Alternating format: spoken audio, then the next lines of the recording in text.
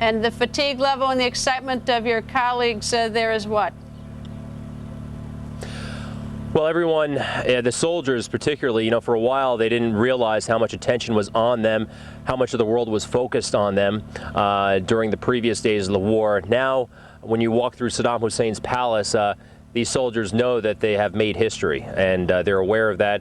Their excitement is up, their morale is up. They are looking forward to getting this thing wrapped up. But a lot of them actually feel lucky to be here and to be participating in these kinds of events. And of course, a lot of them are lucky to be alive. We've had some tough fights. Greg Kelly reporting live from Baghdad. Thank you, Greg. Sure. We're going to take a quick break. We'll be right back. Automobile Magazine All-Star, 5 years in a row. Winner, $35,000 to $40,000 category. And I only have 5 answers to their problems. Most of them are getting restive. That is to say, they're waiting for the 4th Infantry Division to arrive from Kuwait to relieve them. I asked many of the soldiers last night when there was the thought that Saddam Hussein and his sons may have been killed in that blockbuster bomb blast. And I asked them, I said, how would you feel if this turned out to be the case? Each soldier I talked to, save one, said, just relieved. We came here to get a job done. That would mean we've accomplished our job. 1 or 2 of the soldiers was particularly prescient. One said at the time, I won't believe it, and I don't know any of these Iraqi citizens will believe it until they come up with a lot more proof. I think that's a pretty general feeling around here. Aaron? And as quickly as you can, do they feel the danger for them, the personal danger for them has passed?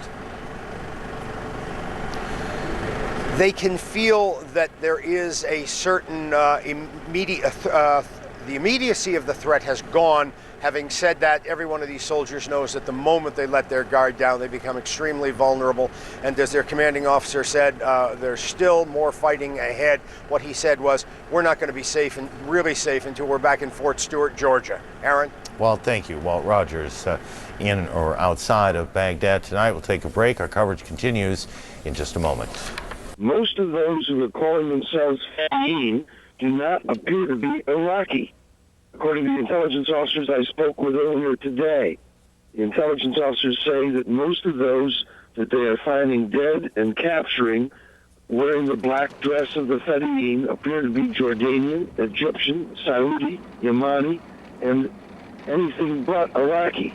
And recently there's word, though unconfirmed, of uprisings against not only the Ba'ath Party, but against the fedayeen themselves. So some very good developments. I hope to be back in Baghdad here later this morning, here in Baghdad time, and give you further updates on those stories and others as well. Greta? Are they getting people surrendering to you, Ali? I mean, does it look like it's just simply given up on this path to Baghdad? Well, in fact, the fedayeen continue to fight, and there is obviously some very stiff resistance and ambushes and attempted probes at our positions from these folks, who are thought to number somewhere between 5,000 and 15,000 total. And they nearly all appear to be foreigners from other countries besides Iraq. And as I say, the reports that we're getting are that, and we've seen this, we've seen local Iraqis, some of whom may well have been soldiers, turning in the fedayeen, reporting on fedayeen having stolen ambulances and loading the ambulances with explosives.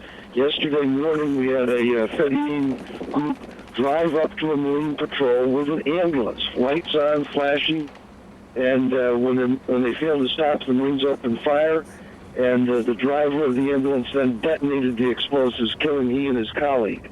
Both of them appear to have been Jordanian. And as I say, the Iraqis themselves now appear to be taking up arms, when they can find them, against the fedayeen as well as the Ba'ath Party officials. There has been some retribution. There could be no other way of putting it, Greta. I think that's one of the reasons, and this is my opinion, one of the reasons why the provisional government has decided to, if you will, go slow on trying to take over. They don't want to be blamed for what is undoubtedly going to be a Mussolini-style retribution. Ali, do you get the sense that this is simply guerrilla warfare or freelancers, and that there's no organized military that is opposing the coalition where you are? it does not appear to anybody I've talked to, and it certainly doesn't appear to me to be an organized resistance. What you're now seeing are groups of these fedayeen on their own initiative, and basically, yes, go ahead. Oh, I'm sorry, go ahead. I interrupted you. I'm sorry. There's no organized leader of this group. It's not like somebody like Osama bin Laden is pulling the strings. These are groups that are basically sent here to commit terrorism, and that's what they're going to do. And indeed, they are doing it, but I guess they're running into our coalition troops. Ali, thank you very much for joining us. Of course, be very safe out there, Ali. We're going to be right back with Bill Gertz. Saddam Hussein controlled Iraq through fear, torture and execution, and it happened here to tens of thousands of Iraqis that Saddam's secret police deemed dangerous. This man cowered for months, crammed with 300 others into a huge cell. Hamid Fatil may look like he's acting, but he was tortured here along with his two brothers who were executed. This man was here too, with his brother. They sentenced him to death. Yeah, and they sent him to Baghdad, and he was hanged there. Hanged. There is a prisoner under the name of Ahmed Saeed. They kept records of prisoners, these and their fingerprints, all that's left of them, apart from the photographs they took of exactly what they'd done. If there is an evil center to Saddam Hussein's regime, then it is surely here and in other places of torture. And there's plenty here that we simply cannot show you. In this block, it was men over here, hundreds of them, and women and children here. To call all this a chamber of horrors is a cliche, and this place is beyond cliche. The hundreds or thousands who died here, who were given no trial, no voice, cry out. On the ground, I found a book called The Psychology of Interrogation, as if the men who worked here for Saddam needed a handbook. I was glad of the fresh air and glad to leave, glad I could. No one knows yet whether the new Iraq will be the kind of place where these children can grow up free of the fear, the horror of torture. Bill Neely, ITV News, Basra. Well, we put a lot out there in the first 48 minutes tonight. We'll start with that report after a break, and we'll be joined again by General Wes Clark.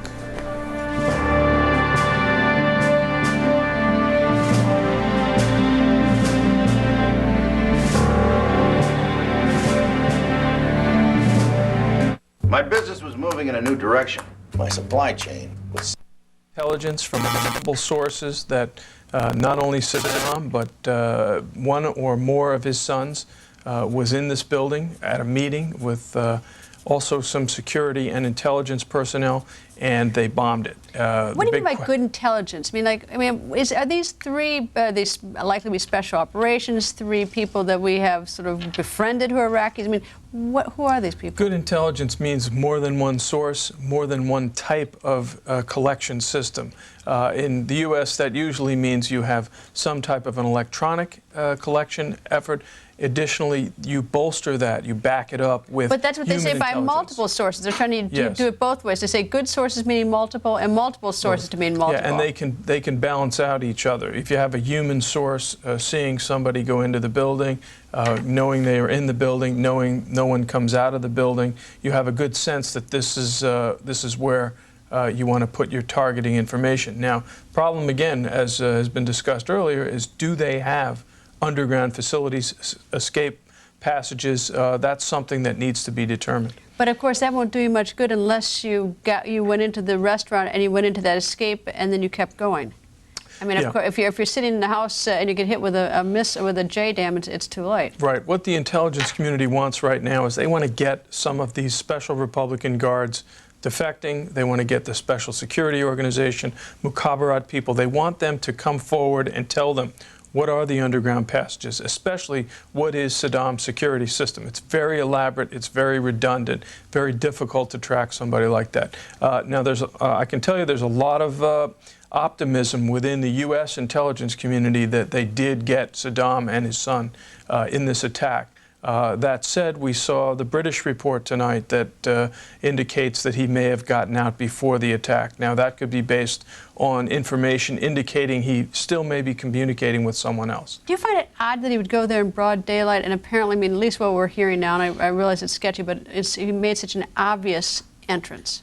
It's difficult to know. Everything we've tried to gauge that Saddam will do has usually been wrong. You know, I don't have to remind the viewers that on March 19th, there was very solid intelligence that he was in that first bunker and that we sent 37 Tomahawks and a number of JDAMs on top of that building. So it's going to take a few days, but we'll know, I say, within the next 1 or 2 days whether or not. And that will really be from the reaction of the Iraqis. Are we certain he was there on that March 19th when we did that? Well, you know, because how did he get out alive, basically? I mean, because that was a bruising set of bombs as well. In the intelligence business, it's very hard to be almost certain, and that's the case here too. The thing we don't understand is every place he stays, he has to think. He thinks about his security, and that means: does he have an underground escape passage? Does he have a sealed and strengthened bunker? This is what they're looking at, and was that the case with this attack yesterday? Yeah, you wonder, why would he even have stayed? Why not go to Tikrit, where he's got his boyhood home, where he's got a lot of protection? Why in the world would he have stayed in Baghdad even to this date? I mean, he must have known that the coalition was coming. Clearly, I don't think he can get out. I think that we have the place surrounded. Well, no, they're hoping, their strategy was slow down the American advance, which they didn't do. The second strategy was to create Mogadishu-like urban environments for the U.S. forces. And I think that's still going to be the strategy in Baghdad. The Pentagon keeps telling us there's more and bitter fighting ahead, so we haven't seen the last of it. I think his strategy should have been run if he wanted to save himself at this point, if he's still there. Anyway, all right, Bill, thank you very much. It's always nice to see you. Children had been in prison because they had not joined the youth branch of the Ba'ath Party. Some had been in there for 5 years. I mean, do stories like that, Nat, make you feel very, very justified in not protesting this war? And doesn't that expose the blind spot by many of these anti-war protesters? Well, that's it. I know many of them, and as you mentioned in the introduction, I marched with many of them back in the Vietnam War period. But how it seems to me incredible that people don't realize, you know, I've been told, well, we should contain him. If you contained Hussein, this would go on and on and on. More of these kids would have been in prison. More people would have been killed. Then somebody said to me, a civil liberties lawyer, friend of mine, said, I'm very disappointed in what you wrote. There's another way. I said, what's the other way?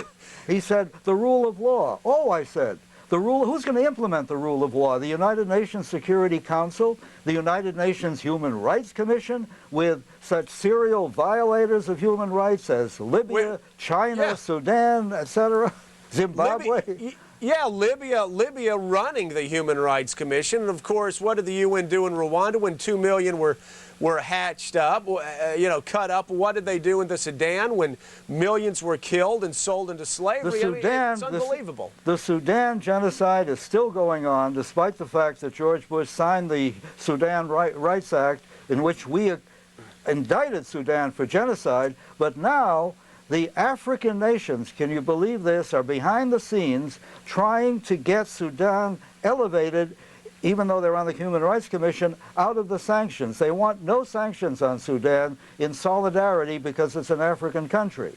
And yet some of the slaves that are taken in Sudan are then transferred to Libya. Yeah, and the slaves who are, again, young children who were sold into slavery for $10, $15 and live just a horrendous life. And again, there seems to be a blind spot on the left. And it started, I mean, you have some of these same people who have been apologists for terrorist states. Is it pure ideology? If it's a socialist leftist regime, they're against it? Are they're against protesting? But I also blame the media in all its forms. The Sudan story has been clear for many years. There was practically no reporting on it for a long time, and even now, when there's supposed to be peace negotiations. And just about 3 months ago, the soldiers from the National Islamic Front went into a black village in the south of Sudan. Yeah. They kidnapped some of the women, and Nat, 2 of the children were running away. A 6-year-old was shot. The 4-year-old was beheaded. All right, Nat, I'm sorry, we got to go, and I want to get you back here to talk about the Sudan. Sure. But I want to leave right now, leave you and leave everybody else with my favorite image of the day.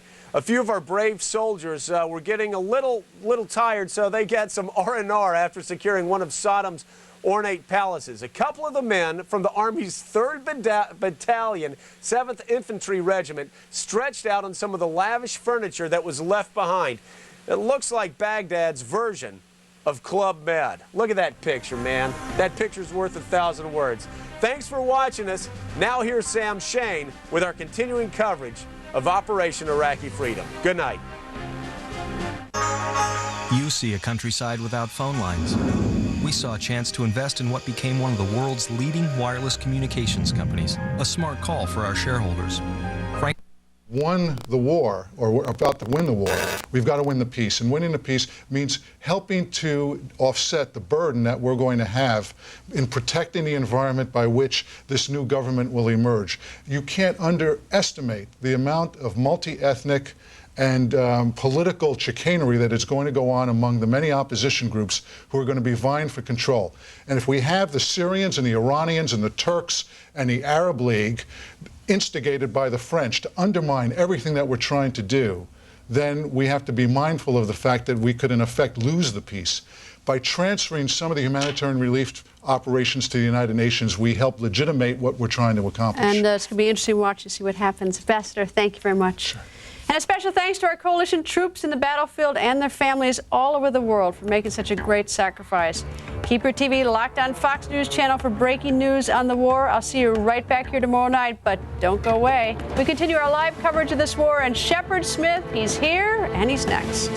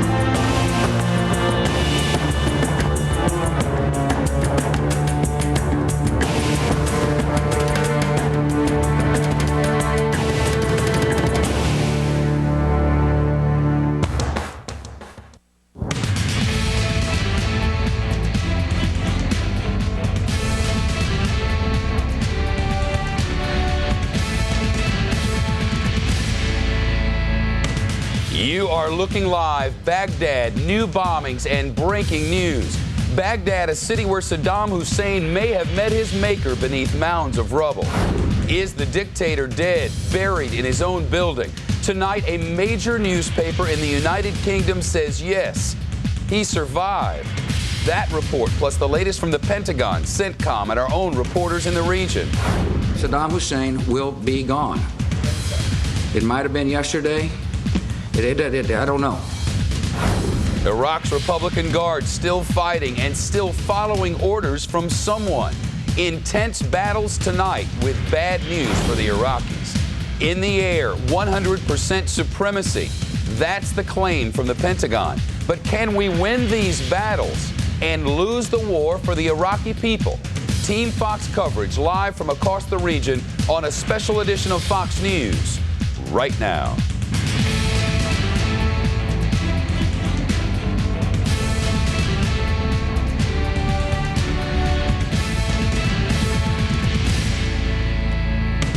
It's 8 p.m. on the West Coast, 11 o'clock in the East, 7 a.m. sunrise in Baghdad. From Fox News World Headquarters in New York, I'm Shepard Smith.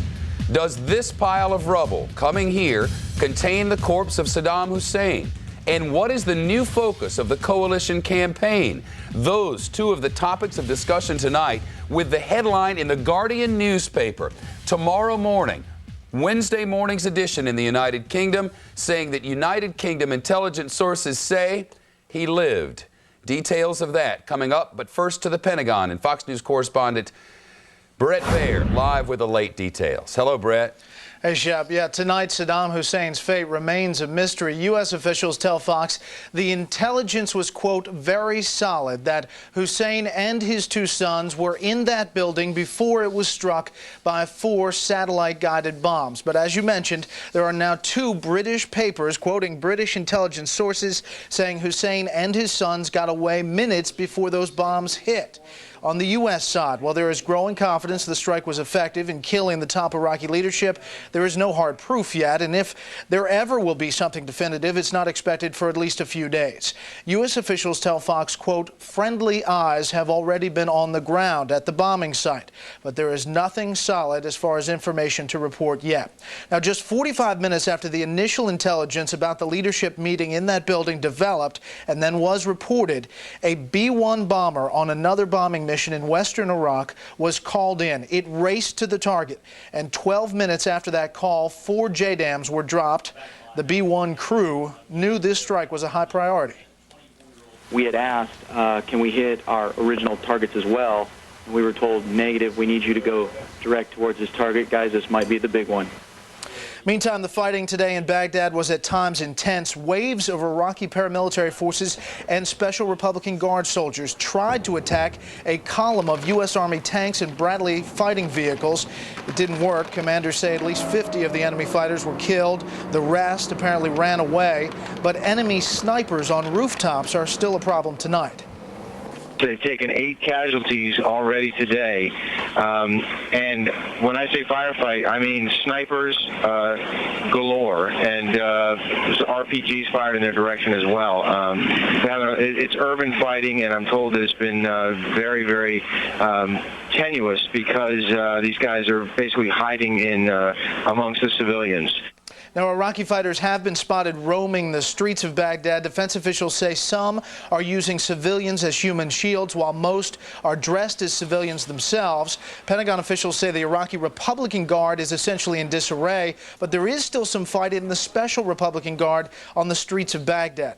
Now, defense officials are also telling us the coalition now has air supremacy over all of Iraq. Here, you see a tank being taken out in the close air support mission over Baghdad with the help of a forward ground controller. U.S. soldiers continue to exploit regime buildings, palaces, and underground facilities in downtown Baghdad. And defense officials say if Saddam Hussein is still alive, he is definitely losing control of his capital city. We are sitting in the center of the city with almost an armor brigade right now, which is extraordinary. So if you put it in that kind of context, I think the end game is the end of the regime, and that's much closer than people thought it was. Now, defense officials confirm that U.S. Marines tonight now control the Rashid Airport on the southeast side of Baghdad. Troops there today found a huge weapons cache, 15 bunkers full of rifles, anti-aircraft artillery, missiles, rocket-propelled grenades, and other weapons. Commanders say it was enough ammunition there for at least 3,000 soldiers. And in a military prison at that airport, a more ominous find, defense officials say troops found blood-stained pieces of U.S. Army uniforms and some chem-bio protective suits. It's believed those uniforms belong to at least 2 of the American prisoners of war.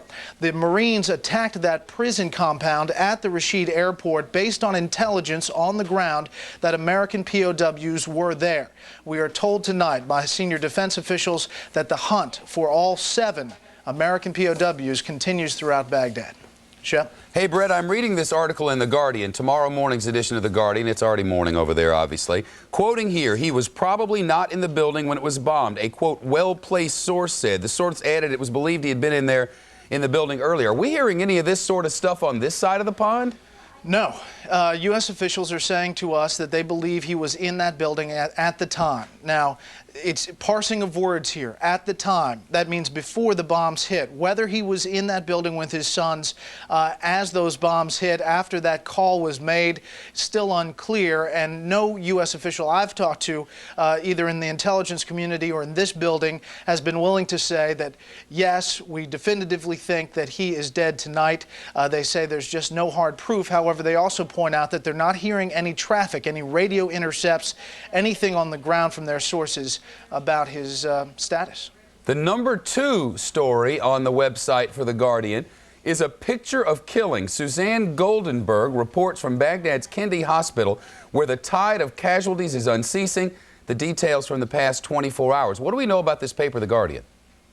Well, it's fairly well respected, I understand, and they have had a number of stories before, sometimes that are on the mark, sometimes they're a little bit off. However, I can tell you that there are at least 2 papers in Britain citing intelligence sources, British intelligence sources, The Independent and The Guardian, now saying that Saddam Hussein and his sons made it out alive. Okay, well, I guess we'll find out when we find out. You know, nothing we can do about that. This new airport they got, a military airport off to the east, not far off the river. It appears at least there's a highway that goes right from that airport into the city. Is this thing only psychologically important, or is it being listed as strategically important as well?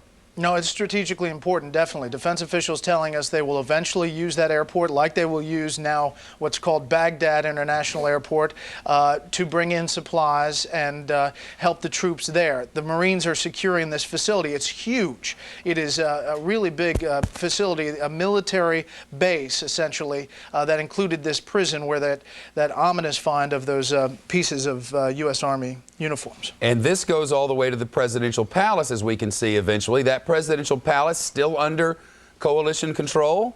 We understand 2 presidential palaces in Baghdad are now being held by U.S. Army troops. Greg Kelly, of course, with the 3rd Infantry Division, the 2nd Brigade, still holding down the fort, if you will, at that one. They spent the night in that particular location, fought off a counterattack today, we're told, and they continue to hold that, and the toehold in Baghdad is getting bigger, we understand, by the hour. So we have a couple of palaces. We have the parade route.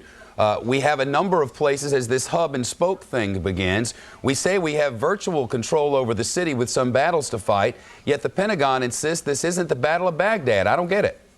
Well, I don't know if they insisted that today. I think there was an inference from what was said at the podium here that this is the Battle of Baghdad, if you will, that troops are in there now to stay. They said they sleep where they want to sleep. They're in there for the long haul. They're not now just going in and coming out like we saw in these thunder runs at the beginning. Greg Kelly can tell you that they've essentially put their foot on the ground there, and they're not leaving, and they continue to go into different buildings, go through different buildings, and even those underground facilities that we've heard so much about. At the same time, we continue to hear the question, how will this war end? In Afghanistan, there was really nobody left to surrender.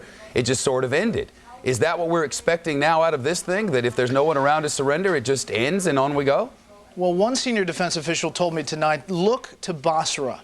How the British troops down there in the south, the southern port city, the 2nd largest city in Iraq, how they have handled that situation. British troops are now inside Basra. They today set up a civilian in charge of the government there, a sheikh who is well known in that population. They propped him up as the head, the temporary head of the government down there. The British troops are controlling that city and continuing to take out some of these small pockets of resistance. They said on a bigger scale, that essentially is how Baghdad is going to go as U.S. troops continue to kind of squeeze in to the areas that they know the most enemy resistance is located.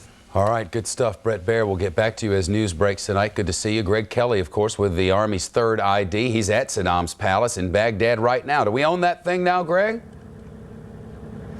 Oh yeah, Shepard. Troops are sleeping inside right now as I speak. We spent the night there. The night before last, we stayed outside last night. It got a little too hot in there. The situation in Baghdad is this. The bombs are still falling. The fighting continues in the city. But there's a sense here that the bulk of the fighting and the bulk of the intense fighting is now behind this unit. They've already really accomplished their mission. Now they're kind of waiting for the regime to crumble, and they're waiting for the Marines to show up on the east side of the city. It's hard to imagine right now how the Iraqi government can get anything accomplished. We went through the city just a few hours ago. There are military vehicles all over the city, particularly around prominent Iraqi landmarks and government institutions. An M1 tank and Bradley fighting vehicle parked right outside the Ministry of the Interior and the Ministry of Justice, as well as this palace and another palace right down the block. Again, it's this presence that the 2nd Brigade combat team has here that they're hoping will ultimately kind of shock this regime, if there is one left, into crumbling. Now, more about these palaces. I told you we hold this one and one right up the road. Troops kind of using this as something of a staging point. At first, there was a lot of curiosity about what was inside, a lot of concern about booby traps and that kind of thing. Then there was some curiosity, what kind of intelligence could be learned from inside. And now they're actually scouting out for some sort of headquarters for a provisional Iraqi government. Sooner or later, somebody is going to have to run this country, and they may do it from probably not this location, but the other palace right up the road, which is a little bit more intact than this one right here. But for now, again, it seems like the bulk of the fighting is behind this unit. Yesterday, as Brett mentioned, there was a fierce firefight as Special Republican Guard troops and paramilitary forces made their way from the east side of the Tigris over here. The fighting was put down fairly decisively by U.S. forces. The 2nd Brigade combat team called in close air support. They also returned fire with their own tanks, and some 50 to 100 Iraqis were killed in that fighting. They're hoping that was probably the last major skirmish they're going to have to face as they wait for the Marines to arrive in the immediate outskirts, or I'm sorry, on the left side of the city. Shep? Hey, Greg, have you heard a lot of bombing, a lot of noise there tonight, or what's it like in Baghdad tonight? It's relatively quiet. And now there are the occasional bombs. We heard a JDAM late last night, but it's nothing like it was about 24 hours ago when there was a firefight virtually on all sides of this compound. Bombs and artillery and mortar fire were heard constantly for hours on end. Last night, we all kind of got a good night's sleep. There wasn't that much activity. Again, around midnight, some JDAMs. Occasionally, we'll hear some gunfire every hour or so. But the ops tempo here in Baghdad seems much reduced as far as enemy contact. And that's a good thing, unit commanders tell us. They feel like they've really accomplished their mission. Again, they're waiting for this thing to crumble. I know guys sit around talking about this sort of thing. What's the sense there? Is the sense now that there's nobody organized left to fight and it'll just be pockets of resistance, or what is the word around there? They're looking at pockets of resistance. They're going to have to continue with the pockets of resistance, and then the guessing game goes on about when this is going to end, and it's anybody's guess. We've heard as long ago as a day ago that it had a day left. Other guys think it's going to take 2 weeks, and really they're just kind of shots in the dark about when this thing is going to be wrapped up. But there's a sense that they've kind of done their job, their mission. They're here. They're continuing to deal with these pockets of resistance, but they're kind of waiting for the other foot to fall. Maybe some sort of prominent Iraqi general perhaps needs to get on TV and surrender. They're kind of waiting for that official word from something that this thing is about done. But for now, they are holding on, dealing with the pockets of resistance and dealing with it fairly effectively. And again, it's not as frequent as it was before. Greg Kelly, live at Saddam's house. By the way, what's that like? Saddam's house, well, there are two. This one inside is full of rubble. For one, the right side of the house was hit by a JDAM. The left side is fairly intact. And if you walk through it, if you take a real good look at the decor, it's kind of, I guess you would say, cheesy, Shep. Kind of right out of the 1970s, a lot of gold lacquer stuff and things like that. Think Saturday Night Fever, you know. The other one down the block is far more ornate and kind of palatial, a little bit more elegant, if you will. It's unclear to us whether this building was ever occupied. Most of the offices are empty. I mean, empty of anything. One desk, no papers, nothing like that. It's apparently fairly new, and it's unclear whether Saddam Hussein ever spent the night there. Interesting. Hang on for just a minute. I want to bring in one of your colleagues, Rick Leventhal, who is now with the 1st Division, 2nd Battalion, 23rd Marines, is joining us live on this, Wednesday morning in Baghdad. Rick, tell the story of why you're with a new bunch, and tell it straight up, my friend. Urban foot patrol through the heart of Baghdad, through some city streets. I'm with this infantry battalion, the only reserve battalion on active duty here in Iraq. A few hundred guys on foot, carrying heavy weapons, walking through the streets. We've got some backup in Humvees and some light armored vehicles, mostly men on patrol. Wah, wah, wah, wah, wah, wah, wah. I mean, the technology is amazing, isn't it? It's fascinating, but it reminds me so much of Charlie Brown and The Teacher a lot of times. Wah, wah, wah. I mean, I wonder what we paid for that. So here's the deal with Rick. Since he didn't tell you the real deal, I'll tell you the real deal. He was sitting with this group that was patrolling an airstrip. Very important job. It must be done. It wasn't quite enough excitement for Rick. So he got transferred to another bunch, and now he is on urban foot patrol. I hear his phone is back, and Rick, it sounds as if you're a little bit out of breath. What up? We're on foot patrol with the Marine Infantry, the 2nd Battalion, 23rd Marines. This is the only Marine Infantry Reservist battalion on active duty here in Iraq. We got a couple hundred guys out here on foot, heavily armed, carrying rocket launchers and machine guns and machines. We have some small vehicles as well, some LAVs and light armored vehicles and Humvees. Mostly, though, this is men on foot, Shepard, walking through the city streets, urban patrol, looking for resistance, trying to draw fire, and looking for arms caches, and looking for intelligence from locals about where fighters might be hiding. Another one of these units was out yesterday. They received 9 casualties in a similar type sweep. And we're walking the streets right now, Shepard. We've been out here for almost an hour already. There's been a lot of artillery fired over our heads from behind us by U.S. forces blowing up in front of us. We're seeing some evidence of where those artillery shells have struck. The streets are pretty torn up, and locals are pretty much staying inside and watching as these Marines walk by. We're walking the streets of Baghdad right now, Shepard. Do they mind if you say what part of town you're in, Rick? I can tell you we're east. We are east of the center of Baghdad. The reason I asked was because of these reports from the neighborhood where the bombing happened last night, and I wondered if you were there, all the while thought you probably wouldn't be, because that's not a place that, I don't know, many Westerners end up. I don't even know about the bombing. I know that when we got here last night, there were several large fires burning, and there was engagement between elements of this 223 and locals, soldiers. They've seen Ba'ath Party loyalists. They've seen the fedayeen, Republican Guard, and they are getting contact out here. But right now, so far this morning, we have not been shot at. Contact. There was a lot of sniper fire last night. Sniper fire on the location we were staying, which was a Republican Guard helicopter airfield. They were taking a lot of sniper fire there last night and appeared to put that down. Again, we're walking the streets now, and so far we haven't been shot at, Shepard. Anybody hit? Any fire returned? To have any other folks hit? What's the word? I don't know about enemy casualties, but 9 Marines were medevaced last night.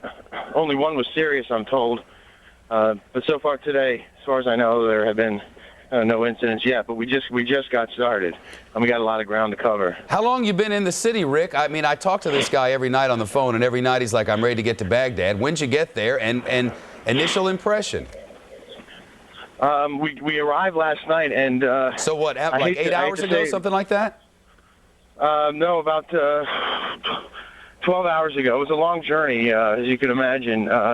Just going from one place to another here is tedious because of roadblocks and obstacles and locals and, one bridge that was blown up, and we had to sort of navigate our way over that. And when we arrived, it was dusk, and there were fires burning and thick smoke in the air and a lot of palm trees, and it really looked like a movie. It really looked like a Vietnam War movie, and that's what Christian Galdabini kept saying, my photographer. Just a very bizarre and a bit unsettling because of all the fires and the gunshots up here. This is my first look at the city itself. There's a lot of trash on the streets, a lot of rubble from where there have been incidents, and I'm hearing now explosions that I believe are mortar artillery shells incoming from Marine artillery positioned outside of our location here. We're talking live with Rick Leventhal, with Leventhal as we call it here on the East Coast. And if you put that screen back up, that full screen back up, I'll be able to figure out who he's with, because I had it memorized before. Where's the Rick full screen that was just up there? There he is. 1st Division, 2nd Battalion, 23rd Marines. How's that working out for you? These are reservists. They're happy to have us here. They're welcoming the coverage. These guys are police officers and data processors, and I just met a guy, a major out here who works for General Mills, but they've been on active duty for the last 16 months. They were activated to help out the anniversary of 9/11. Shortly after 9/11, asked to help out, and have been on active duty for a long time, almost the entire 16 months. And now, as I mentioned, they're the only active duty Marines or reserves here, and they're good to go. In at least one instance, a data processor leaves his computer and ends up in the middle of Saddam Hussein's Baghdad, I assume with an AK-47 on his shoulder, wandering the streets looking for hostility. What's their reaction to all of this? Well, they're eager to get this thing over with and get home, and they don't anticipate being here for much longer. But it's amazing to me. Like, we were sat in on their briefing last night. They talked about all the stuff they saw yesterday, the casualties they took, and the mission for today, and the idea of it, going out here looking for trouble, not kicking in doors, but going down the streets, trying to draw fire, trying to get the bad guys, if you will, to shoot at them. That's the mission, to get people to shoot at them so they can shoot back and kill them and get rid of the enemy. I'm very interested in this whole idea of viewing war, Rick. One of our guests this afternoon, Captain David Christian, was talking about during the Civil War how folks would pull up their blankets and watch as the North fought the South. And now he gives me the sense that this is sort of what happens in the streets of Baghdad, with people looking out the windows and watching the Marines and the Army go by. Have you seen that? And what sort of looks do you see on these people's faces, just out of curiosity? Time and time again, Shepard. I'm seeing that over and over again. Women, children, grown men standing in groups, looking out the window, standing in doorways, watching us go by, many of them smiling, most of them giving us thumbs up or waves. Some of them holding white flags, but all of them very curious. And yes, it's like a parade. They're standing there watching us go by as if there were a parade coming through town. We saw that in the farmland as well. Farmers and their families seeing Marines for the first time and greeting us very warmly. I should also tell you that on our way here last night, we saw widespread, and I mean widespread, evidence of looting. Just everyone and anyone on the street carrying anything they possibly could that they've been stealing from Republican Guard headquarters, military bases. They were even breaking into like warehouses and stores and stealing generators and heavy trucks and farm machinery, driving it down the road. I saw 4 guys pushing an 18-wheeler, the cab of an 18-wheeler, because I guess they didn't run out of gas. Wow, this description, and Brett Baer's with us in Washington. Brett, this is almost as if, though I know the analogy has flaws, but this is almost as if a foreign country has come in, taken the Capitol and taken the White House and is now walking down North Capitol Street or K Street or in your neighborhood with guns over their shoulders, and you're watching out the window.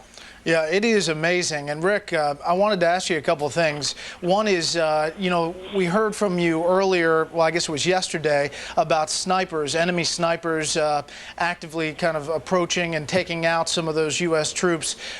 Any more of that, or are you guys walking down in like 2 columns in the street and not really seeing any fire over the past few hours? There was a lot of sniper fire last night. In fact, there were Marine snipers on the roof of the building we were sleeping in, and they were getting shot at. The snipers were being sniped. I think one of them was actually hit. That's a major problem out here. They've been dealing with a lot of Republican Guard and Ba'ath Party loyalists and fedayeen and others. And what the commanding officer told me was that these guys, many of the soldiers, were simply taking off their uniforms but not dropping down their guns. And they might be some of the people waving during the daytime, but they are definitely people shooting at night. And they are taking cover in private homes and apartments, using civilians as shields, and they are shooting at the Marines. And these are the people that the Marines are looking for. If they see someone without a gun, they leave them alone. But if they see someone with a gun, they're obviously a target.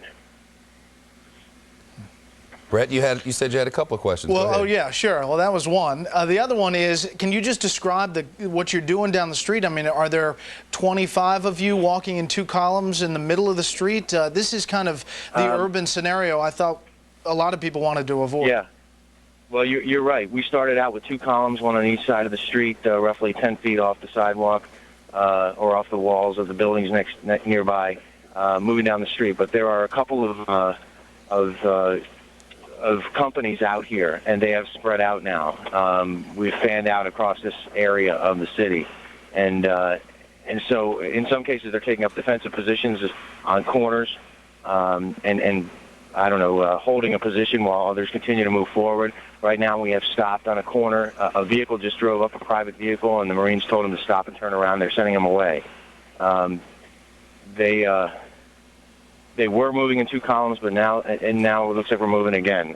It's a very it seems to be a very well organized patrol. There are people with radios.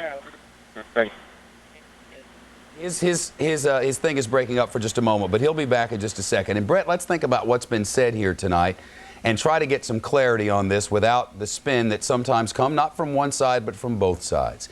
Here's what we have. We have a reporter named Greg Kelly who's at Saddam's palace, and it's been taken over by the coalition. We have a reporter named Rick Leventhal who is walking the streets of Baghdad, whose people are telling the locals when they can go where and at what time. Yet we are saying that when all is said and done, we don't yet have control of this city. I'm guessing that if I walked out the front door of 1211 6th Avenue tonight and some guy from some other country told me where I can go and where I couldn't, and looked on TV and saw the White House was controlled by someone from another country, I'd pretty much feel like maybe we weren't in control anymore. Yeah, you're right. And it's amazing to hear this because, you know, I don't know specifically where Rick is, and if I did, I wouldn't say it, but he is in the city of Baghdad, and they are walking on patrols in the city. And obviously there aren't that many enemy snipers at this particular point where he's walking, but I can tell you there are parts of this city that senior defense officials tell us are still heavily patrolled and controlled by special Republican Guard units that are causing problems. That said, you're right. There are 2 major locations. As the Marines push in from the east, the Army has been pushing in from the south and west. Also, we understand some Army troops with the 5th Corps are now pushing in from the north into the city and not leaving. They're staying. So this information minister of Iraq, when he says that things are still going Iraq's way, he's not going to be able to say that too much longer. Hey, you know, I'm getting mails from people who are, I don't know, who want us to be right, and I don't blame them. I said AK-47. Of course, it's M16s. Good grief. Anyway, Greg Kelly is locked inside of palace grounds now while Rick is roaming the streets, and I just wonder if Greg maybe wanted to ask Rick any questions. Well, a couple of things for Rick. Number one, be careful, buddy. And I tell you what, we came into Baghdad in an armored vehicle. We had a tank in front of us, a Bradley behind us. That's the preferred way to come into Baghdad. You're on foot. I know it's dicey over there. A couple of things. We've had some sniper fire over here as well, particularly for some high ground. If you can pass this on to Rick when he comes back. A lot of those Special Republican Guard forces, a lot of those paramilitary forces that we were engaged with yesterday came over from the east side of Baghdad, where Rick is right now. That's more or less believed to be a stronghold. A lot of them may have fled there. A lot of them were hitting us from the other side of the river behind our palace for much of yesterday morning and the day before. A lot of people fighting, and the bulk of their mission is now behind them. All right, I'm going to get right back to you in just a second. I want to let you know, we were talking earlier about the Guardian newspaper, the Guardian and the Independent, you know, both respected newspapers in the UK, both decidedly anti-war, both decidedly negative in their coverage, yet the Guardian, respected for its journalism, is saying now that well-placed sources say we didn't get him. To that end, I want to bring in Mike Battles, who's a former CIA operations officer who joins us from Boston. Is it your sense, Mike, that the CIA had enough here to make this happen in time, or is it more likely that he's gone? Well, it certainly seems to me that from the people I've talked to and the reports I've seen that we know he was there. When we launched the airstrike, when we diverted the aircraft from their normal targets onto that location, we had confirmed intelligence reports that he was there. There's always a possibility he got out, but the word I'm hearing is that there's no evidence that he got out, that the time between the time the aircraft was rerouted and the time on target was so slim that the likelihood of him getting out was minuscule. It's probably worthless for us to speculate. We'll just wait and see what happens. But I want to show you something that our producers found. Now, we've been getting mail about this just a little bit, but Mike, watch with me. Look at this tape. See the man in the middle of this tape? There you go. Production is on the ball. Now, look at this man right here. See that man? Yeah. Are those the same two men? Now, before you answer, watch another version of the same guy on the right. Now, roll that second tape. Right there. Striped shirt. Is that the same man? That's a Saddam Hussein bodyguard. Same guy as the one before, if we can go back to that. And we believe the same guy on the left-hand side of the screen. See him? See the hairline? See the facial? See all of that? The people on the left-hand side of the screen are the people who were outside the building after it blew up and up and up. The guy on the right side of the screen is walking with Saddam Hussein in that exact same neighborhood, said to have been a couple of days before, and in the picture on the right, he is Saddam Hussein's bodyguard. Bodyguard in that video. Yet on the left, he stands alone outside a blown-up building. What do I take from that? I don't take anything. I report, you decide. It's the same guy on the left as on the right. On the right, he's Saddam Hussein's bodyguard. On the left, he's standing looking at a broken-up building. What do you think of that, Mike? There's not really a conclusion we can draw from it, but it certainly appears to be the same guy. You know, my initial thoughts are that if I were one of Saddam's bodyguard and I knew he was in that building when that big bomb landed on it, I'd be as far away from there as humanly possible. But what if you're one of Saddam Hussein's bodyguards? Aren't you with Saddam Hussein? You never know. You never know who might be doing surveillance outside of the building. You know, they may have cordoned on the 2 square blocks of the city around where he was at any particular time at place. It depends on the size of his personal protection detail. There's no way to say whether he was, you know, in the building when Saddam was supposed to be there or not.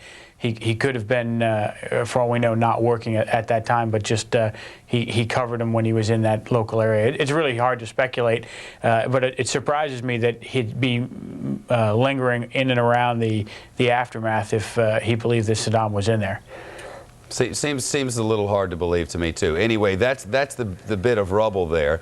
We've seen that guy smoking a million times now. I mean, this video is getting a little old, but that's you know, that's what's happening here, and you have to wonder if this hasn't happened. And the reason I ask is this: if the whole world is talking about this huge explosion that the Allies carried off in their awesome intelligence and their great information, and you weren't in there in the first place, if what really happened was you were trying to see how much we were listening and you set us up, wouldn't you then go, ha, ha, ha, I'm alive, go Iraqi people, go fedayeen, get them, jihad, jihad. We haven't heard from the guy. Not necessarily. As a matter of fact, it's quite possible to be the opposite. It would be the fact that they're using this time to bargain for their safe passage out of the country. For all we know, they could be using weapons of mass destruction as currency to get either out towards Syria or towards Iran, and they're using the cloak of the speculation that Saddam may be dead in order to get outside the inner circle of Baghdad. Very interesting. All right. Well, I guess in the next couple of days we're going to figure out something, right? Because you figure there's not that much left to take, and they're clearly walking around taking it. Rick Leventhal's walking around right now with a bunch of guys with M16s around their shoulders. They're trying to take something. I guess over the next couple of days we'll take it and they'll quit, or we'll take it and it won't matter what they do. I mean, what is another outcome? Could be anything. I think that we're more than likely going to see a situation whereby someone rises to prominence and says that they are now, in the name of the Iraqi people, taking control of the government. It'll be someone that has some government function, but is far enough removed from Saddam Hussein and his atrocities that they'll have some form of legitimacy. They'll speak to the Iraqi people, ask them to welcome the coalition forces, and it'll be a kind of a slow abdication to some form of civil society that the Americans and the Brits put together over the next 2 weeks. Chris Sinez writes from Houston, Texas. God bless him. I mean, he means no harm. If that Saddam's bodyguard was an asset of the CIA's, you just blew his cover. We wouldn't be having that tape. Chris, it ain't all that now, buddy. Come on. Come on, come on, come on. That guy on the left, that guy on the right, they're both around Saddam. Saddam's alive on the right-hand side of the screen. What's Saddam on the left-hand side of your screen? Have you heard all this talk here, Rick Leventhal? Have you know this is something the whole free world's talking about? Did we get him? Did we get him? I heard that there was some bombing of a location, and they thought maybe they got Saddam and one of his sons. That's the last I heard. Yeah, a couple of them. That's the question. Well, that'd be good news, I guess. I suppose. So as you walk around now, how quickly are you guys walking? And you said a little while ago what they're basically doing is trying to get somebody to come out and shoot at them. And I know what you meant by that is they want to find out who the bad guys are, and it's the bad guys who would do the shooting. How many of those have you run across? Exactly. Lots or a few? None yet. None yet this morning, and we have stopped walking for the moment. We've taken up positions along a wall. Marines are... They've taken up a position along the wall, and he's breaking up a little bit. And I wonder if there's a big difference between today, after everybody seems to think at least... I'm here. 1, 2, 3, 4, 5. 1, 2, 3, 4, 5. Can you... Yeah, well, they asked me to... Okay, good. I know how it works, my friend. Someone asked me to... You know, sometimes we have these conversations and kind of pick at each other, and these people write, and they're like, you're so rude to him. You disrespect him. Well, why should you be any different on the air than you are in person, Shepard? All right, Rick. Now it's all over but the killing. Rick and I are best friends, people. Settle down. Something happens to him, they're going to have to go through me. All right, now I'm serious about this whole resistance. I'm serious about this whole resistance thing yesterday, and I asked the question because of this, Rick. Yesterday afternoon here in the United States, the belief was the guy was alive. Tonight at this time in the United States, the belief was we certainly tried to get him and might have gotten him, and I just wondered if that changed any attitudes there and if the regular folks there had any idea that we were trying to get him, you know? Well, I think that, you know, if in fact he is dead, then that will obviously hasten the end of this thing, but there are a lot of loyalists and a lot of Republican Guard who either don't know or won't care, and they will still take opportunities to take out Marines if they can. They still have their weapons, and they're still shooting at them. There was a large collection of RPGs, rocket-propelled grenade launchers, and AK-47s and other rifles and weapons that were just sitting in a pile in front of the area where we slept last night that have been collected by these guys. They continue to find huge caches of weapons as they go through town, and they continue to find resistance from snipers and others who may not know or may not even care that Saddam Hussein is dead or alive. You know, they have an enemy, and the enemy is the U.S., and they're still fighting out here. Right now, we're not receiving any fire, but these guys are, in fact, looking for it. And one other note, right where we have stopped, there are some piles of trash in the street, and some of those piles are Army uniforms and helmets. This is more evidence of what the colonel was telling me this morning, that they're just taking off their uniforms and dropping them in the street, but they're hanging onto their weapons and continuing to use them, Shepard. Rick, hang on. I want to go to Mike Battles, former CIA operations officer, is with us once again from Boston. Mike, they have an enemy. The enemy is America, and they're there to shoot America. You know, we might win this war. How long is it going to take to change that attitude, and is this war the thing that might do it? I think it is. The Iraqi people have a long history of a civil society. You've got to understand the level of information deprivation that has permeated that society since Saddam was there, and many of the people truly believe his rhetoric because there was no alternative. I think that you're going to see the diminishing resistance over the next couple of days as word starts to spread the old-fashioned way from mouth to mouth that, you know, the Americans are coming, the Brits are here, they're distributing food, they're distributing water, there doesn't seem to be any major repercussions against the citizenship, and as that starts to trickle through, they don't have the prevalence of the media outlets that we do here. Then you're going to see a warming up, and then you're going to see what Rick described earlier, kind of the free-for-all. Who's going to fill the power vacuum? You're going to see increased looting. You're going to see people trying to jockey for positions within the new government. You're going to start seeing people trying to take the possessions and claim familial heritage to things that have been occupied by the states over the last decade or 20 years. And there are going to be those civil problems, but the resistance to the Allied forces is going to diminish by the day. Hey, Rick, you said you're seeing some of the signs of looting around there. We've noticed that a lot of furniture in the palaces seems to be missing. I wonder if that process is already beginning. Yeah, it is, and it has been going on full steam. In fact, when the Marines arrived at the Republican Guard headquarters that they took over yesterday, it was in the process of being looted, and they had to chase the people out of there. But they sympathized. They said, listen, these guys have been held down for so long, and they're just trying to get something back. We've seen just a lot of evidence of that. But right now, I have to tell you, the streets of Baghdad are extremely quiet. There is virtually no traffic on the roads. I hear roosters crowing. I see some people in their doorways and on their balconies. But it is very quiet here. There are Marines in position up and down this street, but very little movement here. I hear fighter jets flying overhead. We did have artillery fire from coalition forces at targets in front of us. You could actually hear the scream of the rocket as it passed overhead. But right now, it's just very, very quiet. One of the other things, Shepard, that was very interesting that these guys found yesterday when they were doing a similar urban patrol, they found a PLO camp, a training camp, a terrorist training camp. Yes, they had pictures of Abu Abbas in there and Saddam Hussein as well. They found documents relating to chemicals and explosives. They found NBC gear. There was a full obstacle course that they said rivaled what was at Camp Pendleton. There was a shooting range, and all this was inside berms, and they said it was clear that this was a PLO training camp. Well, that'll make me shut up for a minute. I mean, we're hearing these stories from all over the place. Our buddy Rick Kerry Sanders, who, as you know, works for NBC and is a reporter who I admire, and I consider him to be a friend, though we've never worked together and hung out that much. He's a great guy. He reported from the front lines of the battlefield just last week that Saddam Hussein had sent his troops out on the battlefield with 6-year-old girls in their arms, that the coalition didn't know they were in their arms. They fired away as they would at any other combatants, and those 6-year-old girls died, innocent little girls. And I wonder, along the same lines as they were abused by Saddam Hussein, whether these people who are in the streets there and can't leave their streets right now and can't get food and all the rest, whether they're suffering the same abuse. My question is, how are they getting food into these houses? Where are they getting it? Are there stores open? It's a very good question. I don't see any stores open.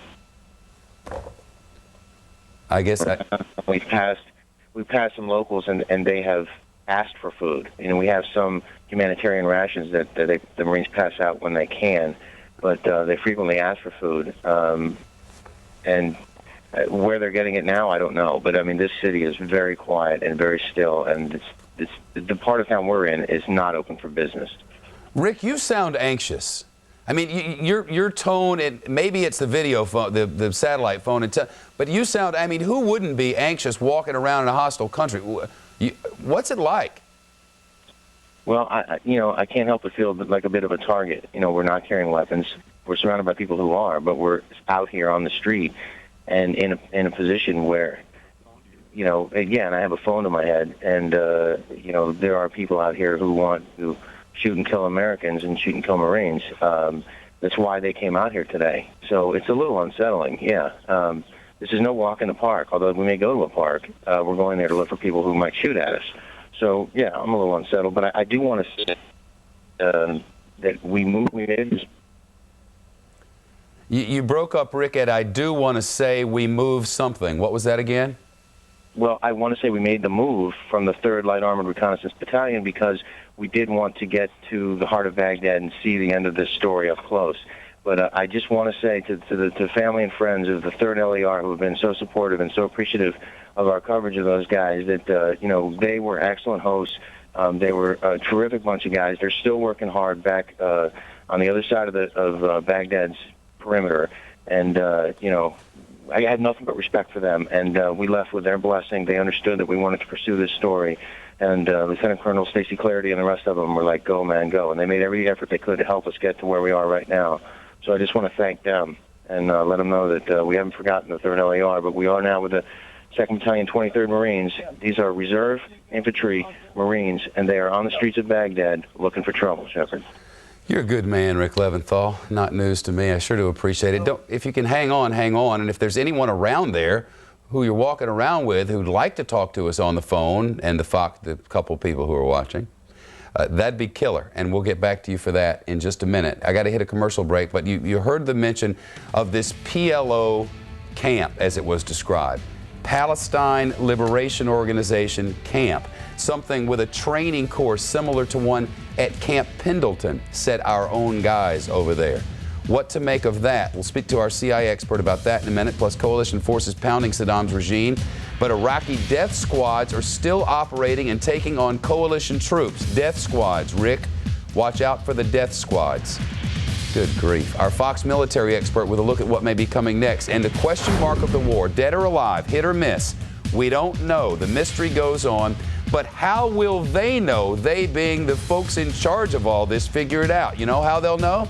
They'll figure it out because of lessons they learned in the rubble of 9/11. The details on that straight away.